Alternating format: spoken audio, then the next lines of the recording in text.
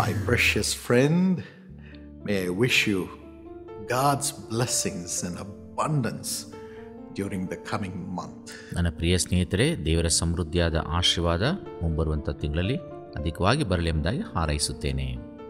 I know the heat is plenty, but God's grace and abounding grace shall cool you and bring all of God's joy into your heart and life.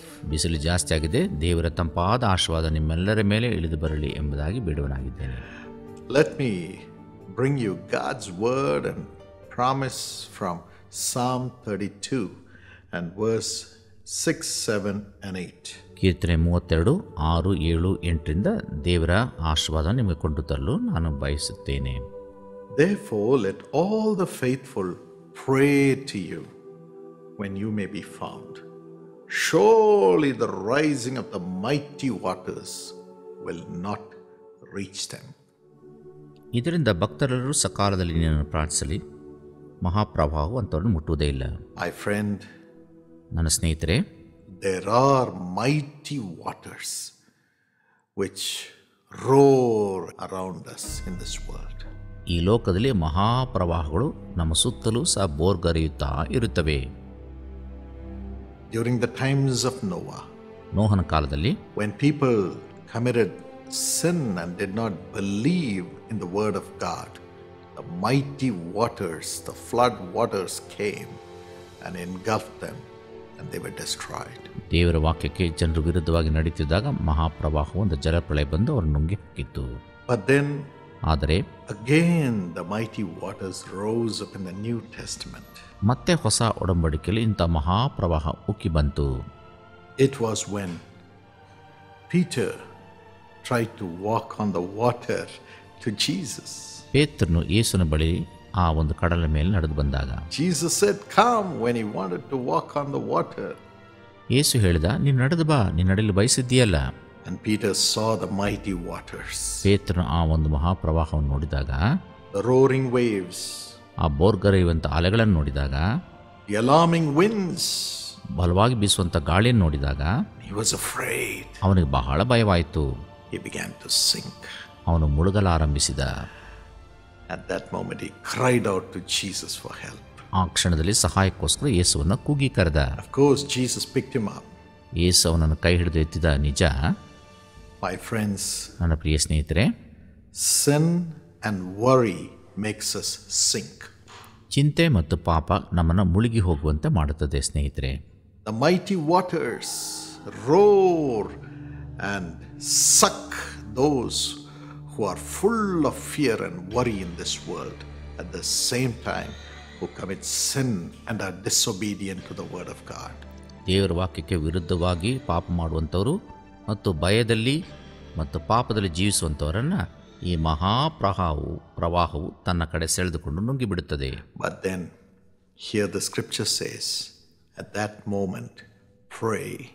ಅಂಥ ಸಂದರ್ಭದಲ್ಲಿ ಪ್ರಾರ್ಥನೆ ಎಂಬುದಾಗಿ ಸತ್ಯವೇದ ಹೇಳುತ್ತದೆ. It says pray, ಪ್ರಾರ್ಥಿಸಿರಿ to the one ಆತನಲ್ಲಿ who will be found of you. ನಿಮ್ಮಲ್ಲಿ ಸಿಕ್ಕುವ ಆತನಲ್ಲಿ ಪ್ರಾರ್ಥಿಸಿರಿ. And when the mighty waters rise up, they will not even reach you. ಮಹಾಪ್ರವಾಹವು ಅಂಥವರನ್ನು ಮುಟ್ಟಲಿಕ್ಕೆ ಸಾಧ್ಯವೇ ಇಲ್ಲ ನೀವು ಪ್ರಾರ್ಥಿಸುವಾಗ. Look at Jonah. ಯೋನನನ್ನು ನೋಡಿರಿ. He disobeyed God. ಅವನು ದೇವರಿಗೆ ಅವಿಧೇಯನಾದನು. He was traveling by the ship to another place. ಹಡಗಿನಲ್ಲಿ ಮತ್ತೊಂದು ಪ್ರದೇಶಕ್ಕೆ ಆತನು ಪ್ರಯಾಣ ಮಾಡುತ್ತಿದ್ದನು. But God sent the mighty waters. ದೇವರು ಒಂದು ದೊಡ್ಡ ಪ್ರವಾಹವನ್ನು ಕಳಿಸಿದನು. The third reason for mighty waters to come against you is disobedience. ನಿಮ್ಮ ಬಳಿಯಲ್ಲಿ ಪ್ರವಾಹ ಬರಲಿಕ್ಕೆ ಮೂರನೇ ಕಾರಣ ನಿಮ್ಮ ಅವಿಧೇಯತ್ವ. He heard the voice of God. ದೇವರ ಸ್ವರವನ್ನು He was ಕೇಳಿಸಿಕೊಂಡ. a prophet of God, but he disobeyed God. ಅವನು ದೇವರ ಪ್ರವಾದಿ ಆಗಿದ್ದರೂ ಸಹ ದೇವರಿಗೆ ಅವಿಧೇಯನಾಗಿ ನಡೆದುಕೊಂಡ. But God was gracious. ಆದರೆ ದೇವರು ಮಹಾ ಕೃಪೆಯುಳ್ಳವನಾಗಿದ್ದನು. He sent a fish to swallow him up without cutting his legs or hands. ಆತನೊಂದು ಮೀನನ್ನು ಕಳಿಸಿದ, ಇವನ ಕೈಕಾಲುಗಳನ್ನು ಕತ್ತರಿಸದೆ ಸುಮ್ಮನೆ ನುಂಗಿ ಹಾಕಲಿಕ್ಕೆ. And as he was in the belly of the fish, ಆತನು ಮೀನಿನ ಹೊಟ್ಟೆಯೊಳಗೆ ಇದ್ದಾಗ the digestive acids tried to digest him.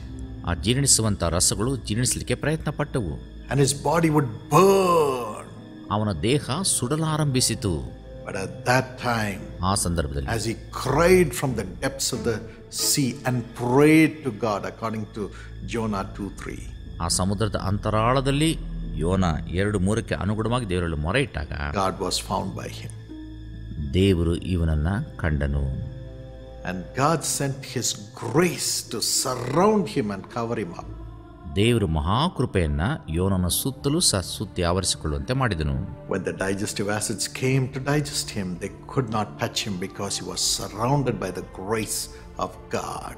ದೇವರ ಕೃಪೆಯಿಂದ ಅವನು ಆವರಿಸಲ್ಪಟ್ಟಿದ್ದ ಜೀರ್ಣರಸಗಳು ಇವನನ್ನು ಜೀರ್ಣ ಮಾಡಿಕೊಳ್ಳಲಿಕ್ಕೆ ಅಸಾಧ್ಯವಾಯಿತು. The mighty waters could not reach him. ಮಹಾಪ್ರವಾಹವು ಅಂಥವನನ್ನು ಮುಟ್ಟಲಿಕ್ಕೆ ಸಾಧ್ಯವೇ ಇಲ್ಲ.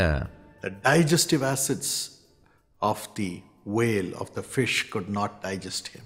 ಆ ಮೀನಿನ ಜೀರ್ಣರಸಗಳು ಇವನನ್ನು ಜೀರ್ಣ ಮಾಡಲಿಕ್ಕೆ ಆಗಲೇ ಇಲ್ಲ.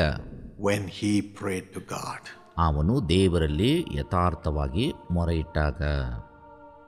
My father had a divine visitation to heaven where he met Jonah, and this is what he told him when he narrated his experience. ನನ್ನ ತಂದೆಯವರು ದೈವಿಕವಂತ ಅನುಭವದಿಂದ ಪರಲೋಕಕ್ಕೆ ಒಯ್ಯಲ್ಪಟ್ಟು ಯೋನ ನೋಡಿದಾಗ ಯೋನ ಇಂಥ ಅನುಭವವನ್ನು ಹಂಚಿಕೊಂಡ. But then as he prayed, as Jonah prayed in the belly of the fish, God turned his direction to enter into his will, God's will.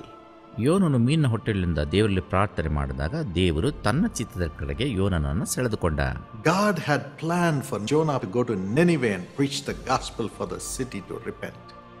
ಯೋನನು Nineveh ಪಟ್ಟಣಕ್ಕೆ ಹೋಗಿ ಮಾನಸಾಂತರ ಹೊಂದಿ ದೇವರ ಕಡೆ ತಿರುಗಿಕೊಳ್ಳುವಂತೆ ಪ್ರಸಂಗ ಮಾಡಲಿಕ್ಕಾಗುವಂತೆ ದೇವರು ಹೇಳಿದ್ದ. But Jonah was running in a different direction to another city. ಆದರೆ ಯೋನನು ತನ್ನ ಆ ಒಂದು ಮಾರ್ಗವನ್ನು ಬದಲಾಯಿಸಿ ಬೇರೊಂದು ಪಟ್ಟಣಕ್ಕೆ ಹೋದ. But God, when he prayed, changed the direction of his life to the direction of doing God's will.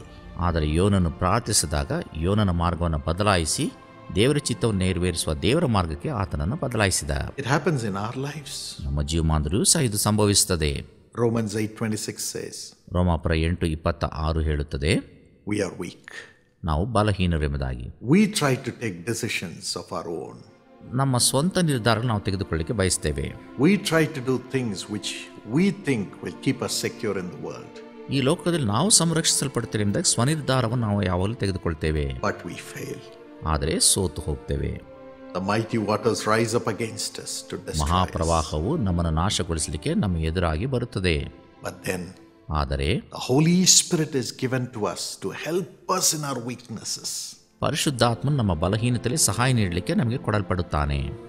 Romans 8:27 says the Holy Spirit knows the mind of God, the will of God for our life, for our future. ರೋಮಾಪುರ 8:20 ಹೇಳುತ್ತದೆ, ನಮ್ಮ ಭವಿಷ್ಯವನ್ನು ಕುರಿತು ದೇವರ ಆಲೋಚನೆ ಪರಿಶುದ್ಧಾತ್ಮನಿಗೆ ಚೆನ್ನಾಗಿ ಗೊತ್ತಿರುತ್ತದೆ. And when we pray to God, the Holy Spirit takes over our tongue, our spirit, and begins to pray God's will through our own tongues. ನಾವು ಪ್ರಾರ್ಥಿಸುವಾಗ ಪರಿಶುದ್ಧಾತ್ಮನು ನಮ್ಮ ನಾಲಿಗೆಯನ್ನು ತನ್ನ ಹತೋಟಿಯಲ್ಲಿಟ್ಟುಕೊಂಡು ದೇವರ ಯೋಜನೆಯನ್ನು ನಮ್ಮ ನಾಲಿಗೆ ಮುಖಾಂತರವಾಗಿ ಆತನು ಉಚ್ಚರಿಸುತ್ತಾನೆ. That's why the Bible says, Jesus says, they who believe in me shall speak in new tongues. ಆದ್ದರಿಂದಲೇ ದೇವರ ವಾಕ್ಯದಲ್ಲಿ ಯೇಸು ಹೇಳಿದ್ದಾನೆ, ನನ್ನ ನಂಬುವ ಆತನು ಅನ್ಯ ಭಾಷೆಯನ್ನು ಮಾತನಾಡುವನು. The new plan of God. ದೇವರ ನೂತನವಾದ ಯೋಜನೆಯನ್ನು ನೂತನವಾದ ಭಾಷೆಯಲ್ಲಿ ಮಾತನಾಡುವನು.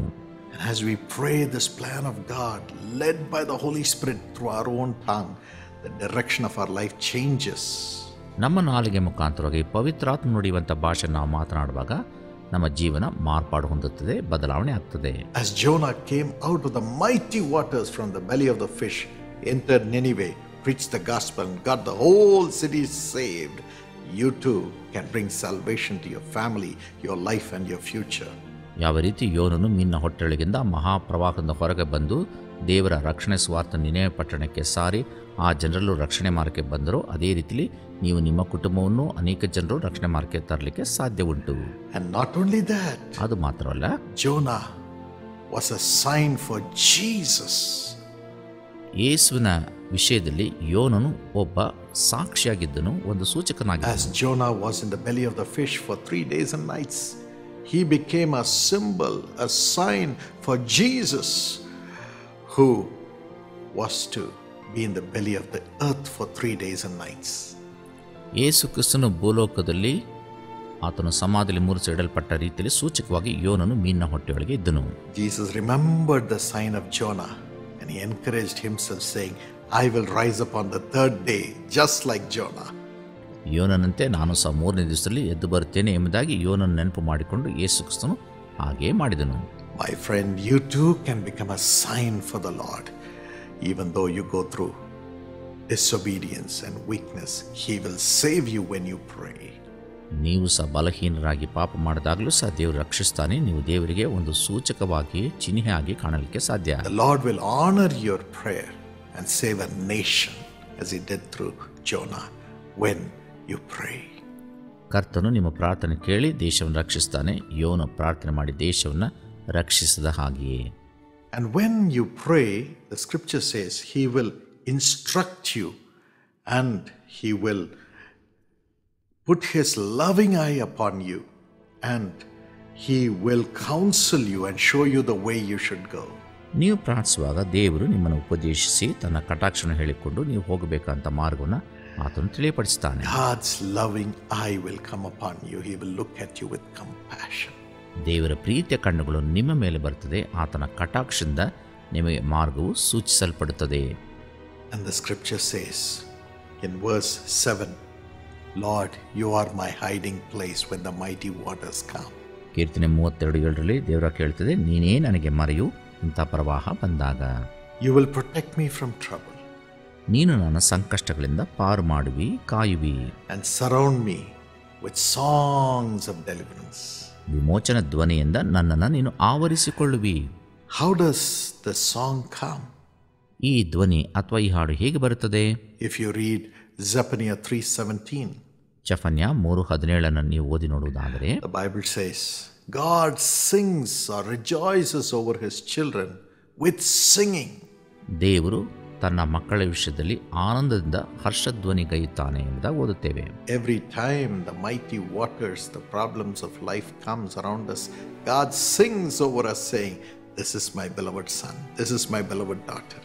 ಪ್ರತಿಯೊಂದು ಸಾರಿ ಪ್ರವಾಹಗಳು ಕಷ್ಟಗಳು ನಮ್ಮ ಸುತ್ತಲೂ ಆವರಿಸಿಕೊಳ್ಳುವಾಗ ದೇವರ ಹರ್ಷಧ್ವನಿಗೆ ಹೇಳ್ತಾನೆ, ಈತನು ನನ್ನ ಪ್ರಿಯ ಮಗನು. And when he sings, the demon powers leave.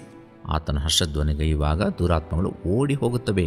The people, ಜನರು turn their hearts towards you. ತಮ್ಮ ಹೃದಯಗಳನ್ನು ನಿಮ್ಮ ಕಡೆಗೆ ತಿರುಗಿಸುತ್ತಾರೆ. The wicked and the jealous leave. ದುಷ್ಟರು ಮತ್ತು ಹೊಟ್ಟೆ ಕಿಚ್ಚನ ಜನರು ಬಿಟ್ಟು ಹೋಗುತ್ತಾರೆ. Your own heart of bitterness changes and you receive the joy of the Lord.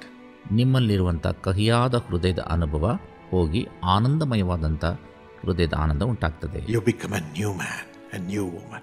ನೀವು ನೂತನ ಮನುಷ್ಯ ಅಥವಾ ಸ್ತ್ರೀಯಾಗುವಿರಿ. The Bible says, ಸತ್ಯವೇದ ಹೇಳುತ್ತದೆ, he will be your hiding place. ಆತನೇ ನಿಮಗೆ ಮರೆಯಾಗಿರುತ್ತಾನೆ ಅಥವಾ ಆತನೇ ನಿಮಗೆ ಆಶ್ರಯ ದುರ್ಗವಾಗಿರುತ್ತಾನೆ. In this world there is hope for you, my friend. ಈ ಲೋಕದಲ್ಲಿ ನಿಮಗೆ ನಿರೀಕ್ಷೆ ಉಂಟು ಪ್ರಿಯ ಸ್ನೇಹಿತರೆ.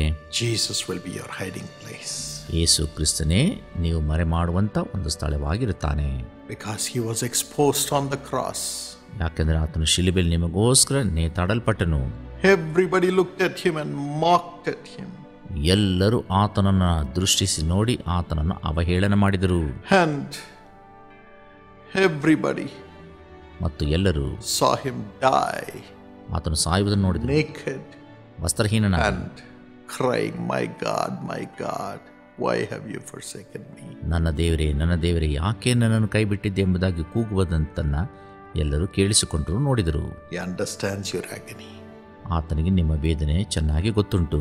Today when you come running to him, ಈ ದಿವಸ ನೀವು ಆತನ ಬಳಿ ಓಡಿ ಬರುವಾಗ, as he has destroyed every one of those fears and the mighty waters that come against you, ನಿಮ್ಮ ವಿರುದ್ಧವಾಗಿ ಬರುವಂಥ ಭಯ, ಆ ಮಹಾಪ್ರವಾಹಗಳನ್ನು ಆತನು ನಾಶಗೊಳಿಸಿದ ಹಾಗೆಯೇ through his sacrifice on the cross, ಶಿಲುಬೆಯಲ್ಲಿ ಆತನು ಮಾಡಿದಂಥ ಅಭೂತಪೂರ್ವವಂತ ತ್ಯಾಗದ ನಿಮಿತ್ತ he will pull you out of those mighty waters of disobedience, of sin, of fear and worry, and he will protect you. ಅವಿಧೇಯತ್ವ, ಪಾಪ, ಭಯ ಮತ್ತು ಚಿಂತೆ ಎಂಬ ಎಲ್ಲ ಪ್ರವಾಹದಿಂದ ಆತನು ನಿಮ್ಮನ್ನು ಬಿಡುಗಡೆ ಮಾಡಿ ಸುರಕ್ಷಿತವಾದ ಸ್ಥಳಕ್ಕೆ ಆತನು ನಿಮ್ಮನ್ನು ಸೇರಿಸ್ತಾನೆ. He will instruct you and lead you into His plan of blessing. ಆತನು ಆಶೀರ್ವಾದದ ಯೋಜನೆಗೆ ನಿಮಗೆ ಆಲೋಚನೆ ಹೇಳಿಕೊಟ್ಟು ನಿಮ್ಮ ಮಾರ್ಗವನ್ನು ನಡೆಸುವನಾಗಿರುತ್ತಾನೆ. Today this grace is coming upon you. ಈ ದಿವಸ ಈ ಕೃಪೆ ನಿಮ್ಮ ಮೇಲೆ ಬರಲಿಕ್ಕಿದೆ. Do not be afraid. ಹೆದರಬೇಡ್ರಿ ಪ್ರಿಯರೇ. Come running into the arms of Jesus. ದೇವರ ಹಸ್ತದ ಬಳಿ ಈಗಲೇ ಓಡಿ ಬನ್ನಿರಿ. He will surely help you. ಆತನು ಖಂಡಿತವಾಗಿ ನಿಮಗೆ ಸಹಾಯ ನೀಡುತ್ತಾನೆ. Let me pray for you. ನಿಮಗೋಸ್ಕರ ಈಗ ನಾನು ಪ್ರಾರ್ಥನೆ ಮಾಡಲಿಕ್ಕಿದ್ದೇನೆ. Loving Heavenly Father, ಪ್ರೀತಿಸುವಂಥ ಪರಲೋಕದ ತಂದೆಯೇ, remember this, your dear son, your dear daughter. ಈ ನಿನ್ನ ಪ್ರಿಯ ಮಗ ಮತ್ತು ಪ್ರಿಯ ಮಗಳನ್ನು ನೀನು ನೆನಪು ಮಾಡಿಕೊ ಸ್ವಾಮಿ. The mighty waters of disobedience are around us. ಅವಿಧೇಯತ್ವ ಎಂಬ ಮಹಾಪ್ರವಾಹ ನಮ್ಮ ಸುತ್ತಲೂ ಸಬೋರ್ಗರೆಯುತ್ತಿದೆ. The mighty waters of sin and sinful pleasures are around us. ಪಾಪದ ದುರಿಚೆಂಬ ಮಹಾಪ್ರವಾಹ ನಮ್ಮ ಸುತ್ತಮುತ್ತಲೂ ಇದೆ. The mighty waters of fear ಭಯದ ಮಹಾಪ್ರವಾಹ and ಮತ್ತು worries are around us. ಚಿಂತೆ ಎಂಬ ಮಹಾಪ್ರವಾಹ ನಮ್ಮ ಸುತ್ತಲೂ ನಮ್ಮನ್ನು ಆವರಿಸಿಕೊಂಡಿದೆ. Forgive us, Lord. ನಮ್ಮನ್ನು ದಯಮಾಡಿ ಕ್ಷಮಿಸು ಸ್ವಾಮಿ. Listen to our cry. ನಮ್ಮ ಮೊರೆಯನ್ನು ಕೇಳಿಸಿಕೋ. Answer our prayer. ಮತ್ತು ನಮ್ಮ ಪ್ರಾರ್ಥನೆಗೆ ಉತ್ತರ ಕೊಡು. Now, Lord, fill your people with thy mighty Holy Spirit. ಈಗ ಕರ್ತನೆ, ನಿನ್ನ ಪರಿಶುದ್ಧಾತ್ಮನ ಬಲದಿಂದ ನಿನ್ನ ಜನರನ್ನು ನೀನು ತುಂಬಿಸು. Where the Spirit of the Lord is, there is liberty. ದೇವರಾತ್ಮನು ಎಲ್ಲಿದ್ದಾನೋ ಅಲ್ಲಿ ಬಿಡುಗಡೆ ಉಂಟು. Today liberate them. ಈ ದಿವಸ ಬಿಡುಗಡೆ ಮಾಡು. Today fill them with thy mighty Holy Spirit. ಈ ದಿವಸ ಪರಿಶುದ್ಧಾತ್ಮದಿಂದ ನಿನ್ನ ಜನರನ್ನು ತುಂಬಿಸು. Today transform them into your image from glory to glory. ಈ ದಿವಸ ಮಹಿಮೆಯಿಂದ ಮಹಿಮೆಗೆ ಅವರನ್ನು ರೂಪಾಂತರಗೊಳಿಸು. Help them to walk over the waters. ನೀರಿನ ಮೇಲೆ ನಡಿಲಿಕ್ಕಾಗುವಂತೆ ಸಹಾಯವನ್ನು ನೀಡು. Come out of the fish and fulfill your will to bring a blessing to the nation. ಮೀನಿನ ಹೊಟ್ಟೆಯೊಳಗಿಂದ ಬಂದು ನಿನ್ನ ಚಿತ್ತವನ್ನು ನೆರವೇರಿಸು ಈ ಲೋಕದಲ್ಲಿ. Help them ಸಹಾಯ ನೀಡು. to be saved from all the destructive forces of the world and have a joyous family life as you gave to Noah. ಈ ಲೋಕದ ಎಲ್ಲ ಅಡೆತಡೆಗಳಿಂದ ಅವರಿಗೆ ಬಿಡುಗಡೆ ಕೊಟ್ಟು ಒಳ್ಳೆ ಜೀವಿತವನ್ನು ಅನುಗ್ರಹಿಸು. Let thy glory come upon thy children. ನಿನ್ನ ಮಹಿಮೆ ನಿನ್ನ ಮಕ್ಕಳ ಮೇಲೆ ಈಗಲೇ ಇಳಿದು ಬರಲಿ. I see a person called Elizabeth. Elizabeth ಎಂಬ ಒಬ್ಬ ವ್ಯಕ್ತಿ ನೋಡ್ತಿದ್ದೇನೆ. Elizabeth, you're throwing up, you're vomiting. Elizabeth, ನೀವು ವಾಂತಿ ಮಾಡುತ್ತಿದ್ದೀರಿ. You have a severe disease, but God heals you right now and gives you life. ನಿಮಗೆ ಭಯಂಕರವಾದಂಥ ಕಾಯಿಲೆ ಇದೆ, ದೇವರು ಅದನ್ನು ಬಿಡುಗಡೆ ಮಾಡಿ ನಿಮ್ಮನ್ನು ಸ್ವಸ್ಥಗೊಳಿಸುತ್ತಿದ್ದಾನೆ. God will give you your own business and also prosper you to bring healing to others. ಸ್ವಂತ ವ್ಯಾಪಾರವನ್ನು ಕೊಟ್ಟು ದೇವರು ನಿಮ್ಮನ್ನು ಸ್ವಂತ ಉದ್ದಿಮೆಯಲ್ಲಿ ಆಶೀರ್ವದಿಸಿ ನಡೆಸುವವನಾಗಿದ್ದಾನೆ. Ramina, God touched your back and healed you. ರಮೀನಾ, ದೇವರು ನಿಮ್ಮ ಬೆನ್ನನ್ನು ಮುಟ್ಟಿ ಈಗ ಗುಣಪಡಿಸಿದ್ದಾನೆ. The virus in your backbone is being healed by the power of the Holy Spirit. ಬೆನ್ನು ಮೂಳೆಯಲ್ಲಿರುವಂಥ ಆ ರೋಗಾಣುಗಳು ಈಗಲೇ ಗುಣಮುಖವಾಗುತ್ತಿದೆ. There are many who are watching this program who have tied many things which have been given by man to you for luck or for protection from the evil spirits. ಈ ಕಾರ್ಯಕ್ರಮ ನೋಡ್ತಾ ಇರುವಂಥ ಅನೇಕರು ಮನುಷ್ಯರು ಕೊಟ್ಟಂಥ ದಾರಗಳನ್ನು ಅಥವಾ ಇನ್ನೊಂದು ಯಂತ್ರ ಮಂತ್ರಗಳನ್ನು ಕಟ್ಟಿಕೊಂಡಿದ್ದೀರಿ, ಅದು ರಕ್ಷಣೆ ಇಡ್ತದೆ ಎಂಬುದಾಗಿ. God doesn't need those things to protect you. Take it away. Put your trust in Jesus. ನಿಮಗೆ ಸಹಾಯ ಮಾಡಲಿಕ್ಕೆ ಅದು ಯಾವುದರ ಅಗತ್ಯ ದೇವರಿಗಿಲ್ಲ, ಅದನ್ನು ತೆಗೆದು ಹಾಕಿರಿ. Put your trust in God. ದೇವರ ಮೇಲೆ ನಿಮ್ಮ ನಂಬಿಕೆ ಇಡ್ರಿ, ಯೇಸುವಿನ ಮೇಲೆ ನಿಮಗೆ ನಂಬಿಕೆ ಇಡ್ರಿ. Father, as thy children give their lives to you right now, ತಂದೆಯೇ, ಈ ಮಕ್ಕಳು ತಮ್ಮ ಜೀವಿತ ನಿನಗೆ ಒಪ್ಪಿಸಿಕೊಟ್ಟದರ ನಿಮಿತ್ತ protect them from the mighty waters of the world. ಈ ಮಹಾಪ್ರವಾಹದಿಂದ ಅವರನ್ನು ಸಂರಕ್ಷಿಸು ಸ್ವಾಮಿ. Speak to them, Lord. ಅವರೊಂದಿಗೆ ಮಾತನಾಡು ಕರ್ತನೆ. Empower them, Lord. ಅವರನ್ನು ಆವರಿಸಿಕೊ ಸ್ವಾಮಿ. Let them overflow with blessings, Lord. ಅವರು ಆಶೀರ್ವಾದದಿಂದ ಹೊರಸೂಸಲ್ಪಡಲಿ. Let thy Holy Spirit fill their spirits now. ನಿನ್ನ ಪರಿಶುದ್ಧಾತ್ಮನು ಅವರ ಆತ್ಮವನ್ನು ಈಗಲೇ ತುಂಬಲಿ. Let them prophesy your plan in the world. ಈ ಲೋಕದಲ್ಲಿ ನಿನ್ನ ಯೋಜನೆಯನ್ನು ಅವರು ಪ್ರವಾದಿಸಲಿ. Let them have a blessed future. ಉತ್ತಮವಾದ ಭವಿಷ್ಯವನ್ನು, ಆಶೀರ್ವಾದ ಭವಿಷ್ಯವನ್ನು ಅವರಿಗೆ ರೂಪಿಸು. Let everything come back to them in double measure. ಎಲ್ಲವೂ ಎರಡು ಪಟ್ಟು ಅವರಿಗೆ ಹಿಂತಿರುಗಿ ಬರಲಿ. Heal their bodies. ಅವರ ದೇಹವನ್ನು ಸ್ವಸ್ಥಗೊಳಿಸು. Bless their children and strengthen them and heal them. ಅವರ ಮಕ್ಕಳನ್ನು ಗುಣಪಡಿಸು, ಆಶೀರ್ವದಿಸು. Let Let there be peace in the family and all have a unified spirit in Jesus. ಕುಟುಂಬದಲ್ಲಿ ಐಕ್ಯತೆಯನ್ನು ಉಂಟು ಮಾಡಿ ಎಲ್ಲರಲ್ಲಿ ಸಮಾಧಾನವನ್ನು ಅನುಗ್ರಹಿಸು. Let them have good results and excellent jobs and a golden future. ಉತ್ತಮವಾದ ಫಲಿತಾಂಶ, ಉತ್ತಮವಾದ ಉದ್ಯೋಗ ಮತ್ತು ಉತ್ತಮವಾದ ಭವಿಷ್ಯವನ್ನು ಎಲ್ಲರಿಗೂ ಸಹ ನೀನು ರೂಪಿಸು ಸ್ವಾಮಿ. In the name of Jesus, whatever they have lost, let it come back. ಯೇಸು ನಾಮದಲ್ಲಿ ಅವರು ಏನೇ ಕಳ್ಕೊಂಡಿದ್ರು ಎಲ್ಲವೂ ಸಹ ಅವರಿಗೆ ಹಿಂತಿರುಗಿ ಬರಲಿ. Thank you for this blessing, Lord. ಈ ಆಶೀರ್ವಾದಕ್ಕೋಸ್ಕರ ನಿನಗೆ ವಂದನೆ. Use thy children as prophets of God. ನಿನ್ನ ಮಕ್ಕಳನ್ನು ದೇವರ ಪ್ರವಾದಿಗಳನ್ನಾಗಿ ಉಪಯೋಗಿಸು. Let them hear your voice and prophesy. ನಿನ್ನ ಸ್ವರವನ್ನು ಕೇಳಿ ಅವರು ಪ್ರವಾದಿಸಲಿ. Pray and declare your will. ನೀನು ಪ್ರಾರ್ಥಿಸಿ ನಿನ್ನ ಚಿತ್ತವನ್ನು ಪ್ರಕಟ ಮಾಡು. Let them be protected. ಅವರು ಸಂರಕ್ಷಿಸಲ್ಪಡಲಿ. In Jesus' name we pray. ಯೇಸು ನಾಮದಲ್ಲಿ ಪ್ರಾರ್ಥಿಸುತ್ತೇವೆ. Amen. Amen. God bless you, my precious friend. ಅಮೂಲ್ಯ ಸ್ನೇಹಿತರೆ, ದೇವರ This ಆಶೀರ್ವದಿಸಲಿ. month, ಈ ತಿಂಗಳು you could be a partner with us to build the Bethesda Prayer Center, renovating it to bring God's blessings to millions of people. Bethesda ಪ್ರಾರ್ಥನಾ ಕೇಂದ್ರವನ್ನು ನವೀಕರಿಸಲಿಕ್ಕೆ ನೀವು ಹಣ ಸಹಾಯ ನೀಡಬಹುದು, ಪ್ರಾರ್ಥಿಸಬಹುದು. Here's how you can build the Bethesda Prayer Center and have your family's name inscribed there. Bethesda ಪ್ರಾರ್ಥನಾ ಕೇಂದ್ರಕ್ಕೆ ಸಹಾಯ ನೀಡುವಂಥ ವಿರಲಿದೆ. ನಿಮ್ಮ ಕುಟುಂಬ ಈ ರೀತಿ ಆಶೀರ್ವಾದ ಹೊಂದಲಿಕ್ಕೆ ಸಾಧ್ಯ. God bless you. ದೇವರು ನಿಮ್ಮನ್ನು ಆಶೀರ್ವದಿಸಲಿ. ಬೆಳ್ಳಿ ಮಹೋತ್ಸವವನ್ನು ಆಚರಿಸಲಿರುವ ಕೊಯಂಬತ್ತೂರಿನಲ್ಲಿರುವ ಬೇತ್ಸೆತಾವನ್ನು ನವೀಕರಿಸುವ ಕೆಲಸ. ಕರ್ತನ ರಾಜ್ಯ ಸ್ಥಾಪಿಸಲ್ಪಡುವಂತೆ ನಾವೆಲ್ಲ ಒಂದಾಗಿ ಸೇರಿ ಕರ್ತನ ಮನೆಯನ್ನು ಕಟ್ಟೋಣ ಬನ್ನಿ. ಬೇತ್ಸೆತಾ ಅಂತಾರಾಷ್ಟ್ರೀಯ ಪ್ರಾರ್ಥನಾ ಗೋಪುರದ ಪುನರ್ ನಿರ್ಮಾಣ ಕೆಲಸಗಳ ವಿವರ ಹೀಗಿದೆ. ಬೇತ್ಸೆತಾ ಪ್ರಾರ್ಥನಾ ಗೋಪುರದ ಪುನರ್ ನಿರ್ಮಾಣ ಕೆಲಸಕ್ಕೆ 1 ಚದರ ಅಡಿಗೆ ರೂಪಾಯಿ 3,000 ಕಳುಹಿಸಬಹುದು. ನೀವು ಎಷ್ಟು ಚದರ ಅಡಿಗಳಿಗೆ ಬೇಕಾದರೂ ನಿಮ್ಮ ಅಮೂಲ್ಯ ಕೊಡುಗೆಗಳನ್ನು ಕಳುಹಿಸಬಹುದು.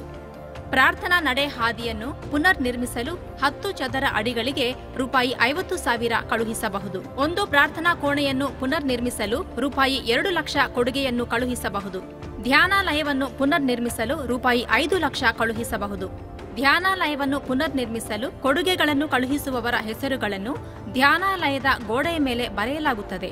ಪ್ರಾರ್ಥನಾ ನಡೆ ಹಾದಿ ಪುನರ್ ನಿರ್ಮಾಣಕ್ಕೆ ಕೊಡುಗೆಗಳನ್ನು ಕಳುಹಿಸುವವರ ಹೆಸರುಗಳನ್ನು ಹಾದಿಯ 2 ಬದಿಯಲ್ಲಿರುವ ಹಲಿಗೆಗಳ ಮೇಲೆ ದಾಖಲಿಸಲಾಗುತ್ತದೆ.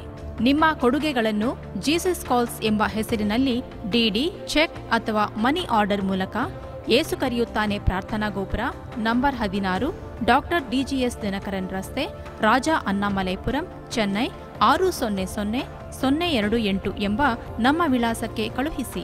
ಹಾಗೂ ನಿಮಗೆ ಹತ್ತಿರವಿರುವ ಪ್ರಾರ್ಥನಾ ಗೋಪುರದಲ್ಲೂ ಕಾಣಿಕೆಗಳನ್ನು ಸಲ್ಲಿಸಲು ಅನುಕೂಲ ಮಾಡಲಾಗಿದೆ. ಅಷ್ಟೇ ಅಲ್ಲ, www.jesuscalls.org ಎಂಬ ನಮ್ಮ ವೆಬ್ಸೈಟ್ ಅನ್ನು ಉಪಯೋಗಿಸಿ credit card, debit card, net banking ಮೂಲಕ ಸುರಕ್ಷಿತವಾಗಿ ಕಾಣಿಕೆಗಳನ್ನು ಸಲ್ಲಿಸಬಹುದು.